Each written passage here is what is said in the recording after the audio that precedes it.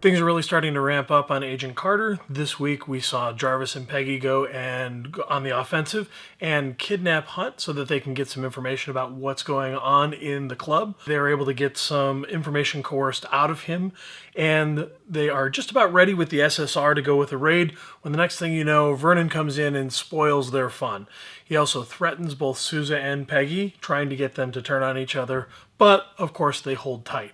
We also start to see the way that the Zero Matter is starting to affect both Jason and Whitney Frost. Jason starts seeing hallucinations and is being pulled towards that, which shows more of a linkage towards what's going on between him and his current condition, having been affected by the Zero Matter. Whitney Frost, we see her actually starting to experiment, trying to understand her powers and what she can really do. We also have a series of flashbacks that take us back into the history for both Whitney Frost and Agent Carter, helping us to understand their motivation a little bit more and how they've come up from beyond their station. By the end of the episode, Whitney Frost uses her powers on Hunt to clean up the mess that he's created, and Chadwick has an understanding of what she can really do.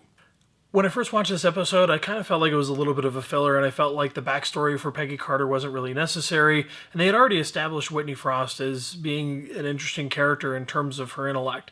However, as my wife pointed out to me, things aren't always necessarily what they seem, and I felt a little bit sheepish after I didn't realize that they were really trying to prove that these ladies really were rising and pushing above their station and pushing above and beyond what they would have normally been limited to do in the 40s. It's like 5 years old, it feels like.